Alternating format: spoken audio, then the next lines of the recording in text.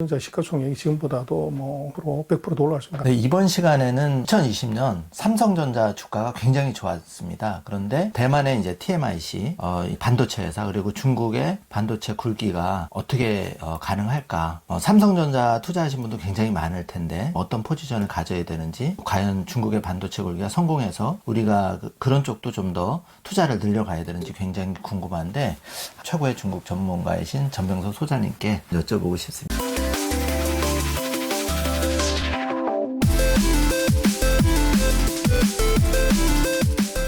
반도체 투자는요, 네. 이 올림픽 사이클, 네. 미국 대통령 선거할 때 투자라는 말이 있어요.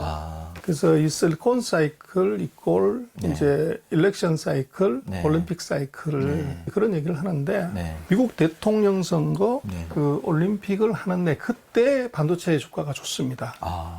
이제 당신은 그걸 어떻게 하냐고 그러는데 말씀하셨지만 제가 소장님이 한 15년 전까지 이제 예도에서 일을 할 때 이제 17년 동안 제가 반도체 애널리스트를 했었어요. 최고의 애널리스트. 네. 그래서 이제 반도체는 4년 주기 사이클이에요. 근데 이번 같은 경우는 이제 삼성전자 주가가 왜 올라갔냐를 여러 가지 100가지 이유도 될 수 있지만 제가 볼 때는 중요한 것은 실리콘 사이클이 2020년에 어떻게 보면 가장 좋은 사이클이다. 근데 문제는 코로나19 때문에 이것이 지연됐다는 거죠. 그래서 상반기는 헤매다가 하반기에 올라온 이유는 실리콘 사이클의 회복이 가장 중요했다. 그게 핵심입니다. 그리고 이제 재미난 것은 왜 그러면은 아까 말씀드렸던 올림픽 때 대통령 선거 때 이 삼성전자를 사야 되냐 하는 것은 대통령이 누가 되든 간에 집권자 입장에서는 자기가 당선되려면 경기가 좋아야 되는 거죠. 그래서 미국 같은 경우는 금리를 내려버립니다. 금리를 내리면 투자가 늘어나고 그렇죠. 경기가 살아나면 자기가 높은 점수를 받기 때문에 그래서 미국 보면 트럼프가 제로 금리를 만들어놨죠. 근데 이게 금리가 낮아지면 투자가 늘어나게 되고 투자가 늘면 경기가 좋아지는데 투자가 늘어난다는 것은 미국으로 보면 IT 투자입니다. 철강화학, 조선 기계를 투자하는 것이 아니기 때문에 그래서 IT 투자를 늘리게 되면 당연히 거기에 들어가는 반도체 수요가 늘기 때문에 그때 반도체 경기가 좋아지고 반도체 회사 주가가 항상 올라가게 돼 있어요. 근데 중국이 터뜨린 사고친 코로나19가 금년 상반기를 완전히 죽여놨고 그래서 반도체 경기가 1년 정도 딜레이 되는 현상 그리고 특히 이제 3, 4분기가 넘어가면서 디램 가격이 올라간다든지 그런 현상이 나타난 거죠.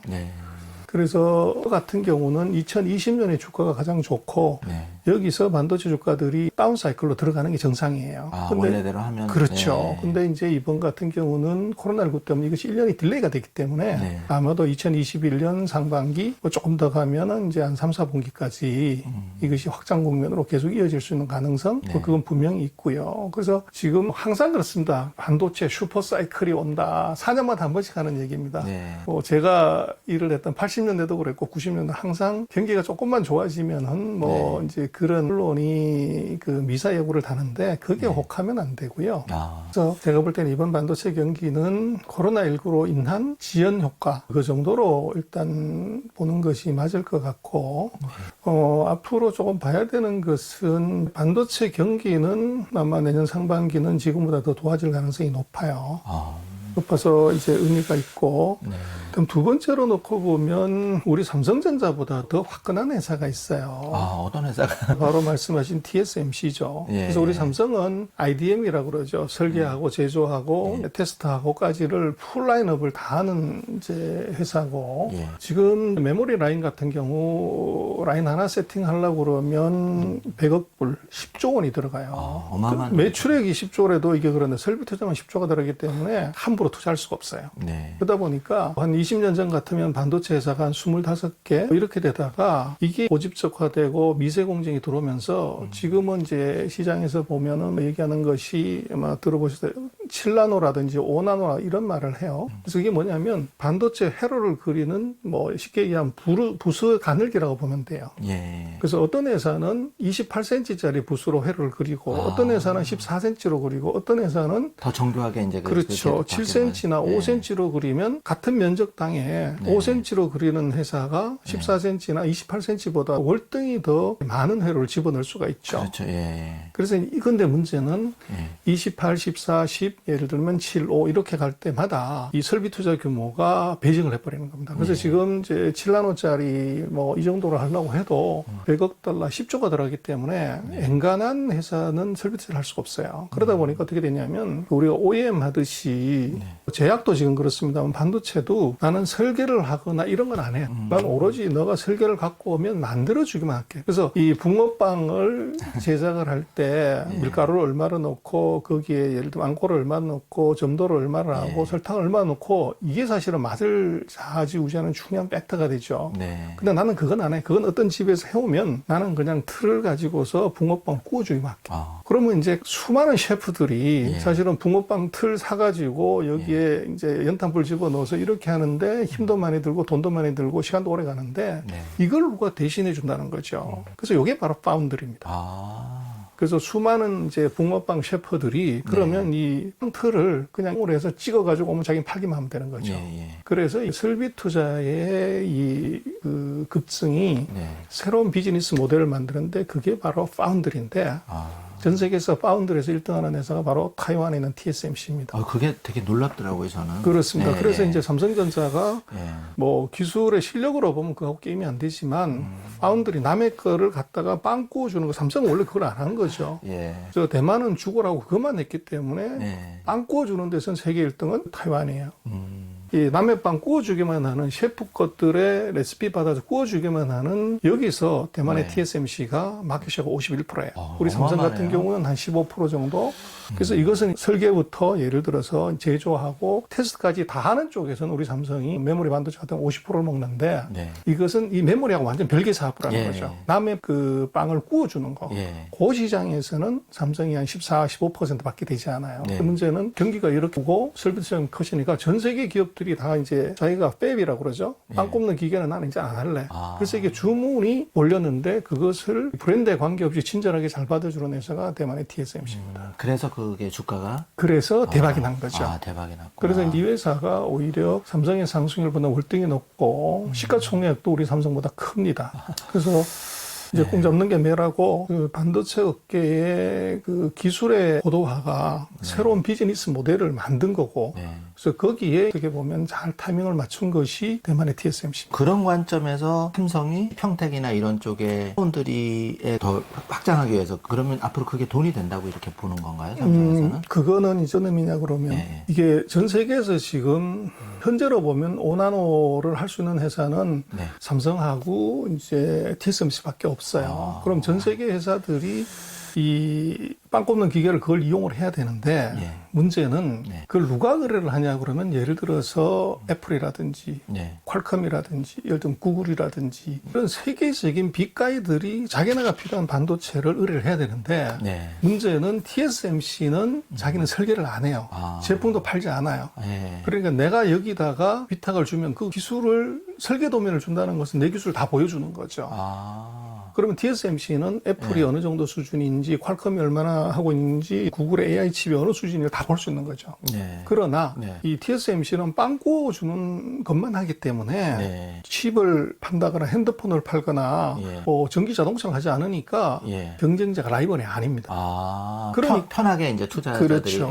근데 문제는 삼성은 핸드폰을 만들잖아요. 애플하고 박 터지게 싸우잖아요. 그렇죠. 경쟁 돌아서면 그렇죠. 스마트폰에 들어가는 칩을 삼성은 AP 칩은 자기네 칩을 쓴다고요. 근데 퀄컴이 거기다 의뢰를 하게 되면 퀄컴은 자기네 노하우를 삼성한테 다 보여주는 거죠. 그리고 그럼... AI 칩도 마찬가지로 구글이 뭘 하고 있는지를 알기 때문에 이 파운드리 자체를 놓고 보면 삼성은 구조적으로 취약할 수밖에 없어요.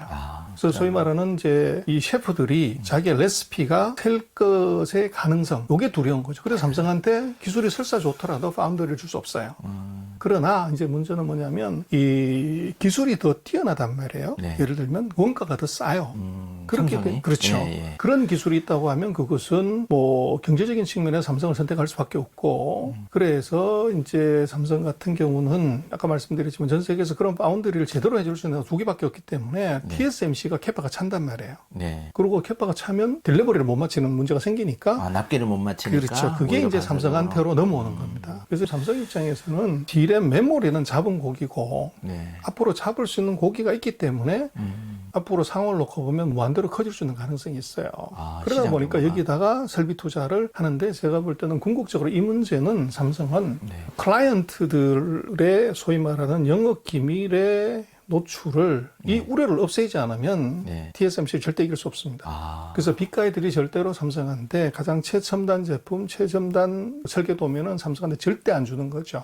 그래서 좀 레가시 기술이 뭐 알더라도 별 의미가 없는 것들은 여기한테 위탁을 하겠지만 그러면 고부가 가치의 최첨단 제품은 삼성한테는 오더가 안 오면 수익이 떨어지죠. 그건 전부 TSMC는. 그래서 삼성은 뭐 한국에서 그렇게 많이 얘기하면 반도체를 독립시켜야 된다 그러는데 그거는 좀 엉터리 얘기고요. 파운드리 사업, 이 지금 설계, 제조, 테스트까지 다 하는 이건 말고 메모리 말고 파운드리에서 남의 빵 구워주기만 하는 요 산업은 예를 들면 삼성전자가 아니라 삼성전자 2 2를 그냥 별도로 이렇게 해서 분리를 하게 되면 제가 볼 때는 TSMC하고 맞짱을 뜰 수 있는 정도의 이 주가를 올릴 수도 있고 그걸 예를 들어서 뭐 인적 분할을 한다. 그러면 투자가들 입장에서는 이제 그대로 그 지분을 가지니까 삼성전자 안에 있는 것보다도 두 개를 세퍼레이션해서 이 별도 회사로 만들게 되면 시가총액이 이게 지금 TSMC가 삼성전자보다 더 크기 때문에 예를 들어서 TSMC의 한 절반 정도만 간다고 하더라도 지금 있는 삼성전자 시가총액 같아져 버리는 거죠. 그래서 그럴 수 있기 때문에 그 삼성의 파운드리 비즈니스는 제가 볼 때는 그거는 세퍼레이트해서 분사해서 그 클라이언트들의 그 기밀 노출에 대한 우려감, 걱정을 불식시키는 것이 제일 중요하다. 그래서 기술보다도 더 중요한 것은 내 기술이 노출될 수 있는 위험이기 때문에. 그래서 뭐 반도체를 우리가 얘기할 때 우리는 EM을 얘기하는 것이고 지금 뭐 세상의 관심, 주가에서의 관심은 파운드리예요. 그래서 그 문제는 제가 볼 때 그렇게 분리를 해서 간다고 그러면 아마 삼성전자 시가총액이 지금보다도 뭐 100%도 올라갈 수 있는 가능성이 있죠. 저는 그 소장님 말씀이 굉장히 중요하다고 생각하는데 어떤 기업도 미래 먹거리가 확실하게 시대에 맞는 먹거리가 나와야 되는데 제 짧은 소견으로는 우리나라는 그게 많이 안 보이는 것 같습니다. 그래서 중국 투자에도 관심을 가져야 되고 그런 것 같은데 정말 말씀하신 대로 그렇게 분리가 된다면 삼성의 주가도 더 올라갈 수도 있고 또 제2의 기업이 더 성장 가능성도 있는 거잖아요. 그렇습니다. 그래서 지금 뭐 TSMC가 미세 공정 기술에서 폼을 잡지만 삼성은 D램에서 이 미세 공정 기술은 세계 최강이에요. 최고예요. 근데 이거를 파운드리에서 아까 말씀드렸던 그런 이제 수요자와의 관계에서 미묘한 문제 때문에 이것이 안 되는 거고 이게 정말 별도로 나가가지고 같이 붙었다 그러면 제가 볼 땐 삼성이 TSMC보다도 뭐 기술이 떨어진다 이렇게 보기 어려울 것 같아요. 그렇죠. 그럼 소장님 그런 관점에서 보면 그 2021년 새해에도 국내에 투자한다면 동학개미들이 삼성전자는 기본적으로 끼고 가는데 최고의 그 삼성전자를 오랫동안 연구하신 관점에서 보면 이거를 여전히 끼고 가야 되는지. 그래서 이제 이거는 우리하고 이제 이 펀더멘탈하고 상관없는 부분이 있는데요. 기본적으로 이것들을 놓고 보면 반도체 경기의 우상향이 내년 아마 상반기 3, 4분기까지 그대로 이어질 수 있기 때문에 삼성전자를 일정한 포지션 갖고 가는 건 맞는데 뭐 하나가 걱정이 되냐면 MSCI 지수예요. 그래서 지금 미국이 중국한테 아까 말씀을 드렸지만 맨 먼저 압력을 넣을 것은 제가 볼 때 무역 아닐 겁니다. 금융으로 압력을 넣게 되고 그렇게 되면 아마도 자본시장의 추가 개방, 그 추가 개방이라는 것은 이제 여러 가지가 될 수 있는데 중국도 지금 이제 내부적인 이유 때문에 추가 개방을 하려고 해요. 그래서 얼마 전에 MSCI 아시아 헤드쿼터의 이 헤드가 중국 정부와 빠른 시간의 협의를 통해서 2021년에는 MSCI 인덱스에서 중국 비중을 추가적으로 높이는 방안을 검토하겠다 이런 얘기를 했었어요. 이렇게 되면 우리가 지금 이제 MSCI 그 지역 중에서 에머징에 같이 들어가 있기 때문에 중국의 익스포저가 예를 들면 20%에서 25%, 30%, 40% 늘어나게 되면 한국은 이건 머스트에 관한 규정이죠. 무조건 줄여야 된단 말이에요. 그럼 불리해지는 거네요, 저희. 그렇죠. 그렇게 되면 외국인들 입장에서는 뭐 이익이 아무리 난다고 하더라도 줄일 때 뭐를 줄이는 것이 유리하냐면 무슨 뭐 코스닥에 있는 종목 작은 종목 수백 개 줄이는 것보다가도 삼성전자 하이닉스를 줄여버리면 간단하게 비중이 끝납니다. 그렇죠. 편하고. 그렇죠. 그래서 그 리스크가 있어요. 그래서 이것이 이제 모주놈 옆에 있다가 이제 돌 맞는다고 그 지금 기업의 펀드멘탈이나 경기와 상관없이 봐야 되는 것은 또 중국입니다. 중국이 캐피탈 마켓을 추가적으로 개방했을 때 MSCI 비중에서 이게 올라가게 되면 우리는 아마 그 최근에 놓고 보시면 한두 달 사이에 우리가 한국 시장에 대해서 열광을 하지만 그 사이에 뭐 한 9개월, 10개월 동안은 아마 연초부터 지금까지 외국인들이 계속 팔았잖아요. 지속적으로 순매도를 했고 그 매도의 중요한 타켓이 삼성전자하고 하이닉스였죠. 뭐 경기가 좋고 이익을 그렇게 많이 벌고 세계에서 1등, 2등 하는데 왜 파냐 이거죠. 이게 결국은 우리나라의 펀드멘탈에 관한 이슈보다는 글로벌 금융시장에서의 메커니즘이 더 중요하다는 거예요. 네. 그리고 그 어떻게 보면 삼성전자 같은 경우는 뭐 디램 가격이 얼마냐, 이게 실리콘 이 사이클에서 이게 2%냐 5% 10%냐 이게 문제가 아니고 아까 말씀드린 첫 번째는 미국의 환율이 어떻게 돼서 어떻게 보면 아시아의 그 환율의 변동이 가만 앉아서 리스크 프리한 수익을 그냥 먹을 수 있는 이런 것. 그다음에 미국이 주가가 너무 올라서 또는 자금을 너무 풀어서 이것이 이제 좀 불안하다 때 자금이 스피로버 돼서 컵에서 물이 넘쳐가지고 넘어갈 때 아시아로 넘어오는 그 이펙트에 이제 11월 달에 한 달 뭐 55억 불인가 돈이 우리한테 들어왔잖아요. 10월 달까지는 계속 우리가 뭐 빠졌고 그래서 그 환율과 관련된 매크로 변수 그리고 아까 말씀을 드렸지만 그 중국과의 관계에서 MSCI 지수의 그 비중 확대나 축소 이것이 이제 삼성전자를 보는데 또 하나의 더 중요한 지금 우리가 기업의 이익이라든지 이것보다 더 중요한 변수는 제가 볼 때는 이거예요. 지금 전 세계가 다 리퀴디티 갖고 움직이기 때문에 리퀴디의 물꼬를 바꿔버릴 수 있는 것이 있기 때문에 그 물꼬가 바뀌면 고기가 크냐 작냐 뭐 이런 거는 문제다. 의미가 없다는 거죠. 그래서 제가 볼 때는 그 조심스러운 투자가 필요하다. 또 그리고 언론이나 이런 데서 얘기하는 그 슈퍼사이클, 뭐 초대박 행진 이런 거 속하면 안 된다. 아까도 말씀을 드렸지만 아마 신문 검색을 해보시고 애널리스트의 보고서들을 다시 한번 찾아보시면 4년마다 8년마다 그때마다 똑같은 얘기를 합니다. 그래서 그렇게 보는 것은 너무 언론의 레토릭이다. 그리고 또 애널리스트들이 보고서에도 보면 그런 식의 걸 많이 쓰지만 그거는 가려서 봐야 되는 것이 좋아 보이면 더 좋게 보는 것이 애널리스트도 마찬가지고 또 그런 헤드라인을 다는 애널리스트의 경력을 한번 체크해 봐야 돼요. 반도체 사이클을 몇 번 경험한 거냐. 그렇죠. 그냥 뭐 경력이 짧은 또. 그렇죠. 그럼 내가 본 사이클은 최근 4년밖에 없어요. 4년 중에서는 이게 최고니까 이게 슈퍼 사이클이죠.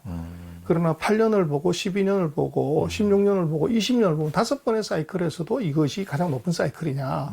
그렇게 보면 그렇지 않다는 거예요. 그래서 그 언론의 이 레토릭 그리고 또 보고서 같은 데서 헤드라인에 너무 혹하면 안 됩니다. 그래서 예를 들면 애널리스트 같은 경우도 뭐 대한민국의 증권사가 50몇 개가 되는데 반도체 애널리스트가 다 했으니까 반도체 보고서가 50개가 나오는데 거기서 내 보고서를 읽기가 하려면 신문처럼 그 레포트의 헤드라인을 굉장히 자극적으로 뽑을 수가 있는 거죠.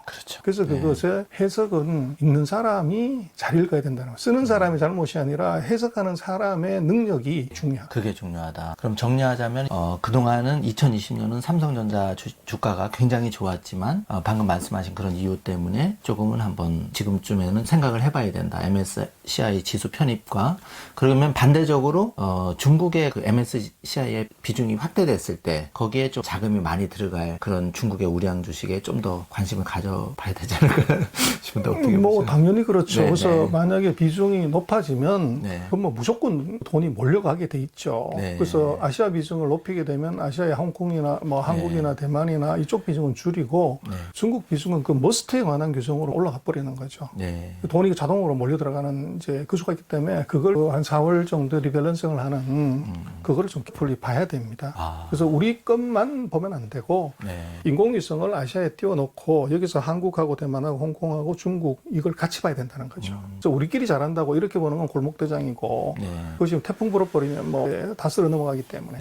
정말 그 소장님이 인사이트나 해안을 많이 주시는 것 같아요. 단순하게 지금 삼성전자가 4만 원 하던 게 7만 원 했다고 동학개미들 또 저희 시청자분들 너무 그런 게 아니라 좀 더 균형 잡힌 시각 큰 틀에서 볼 필요가 있다는 말씀이 굉장히 가슴에 와닿습니다.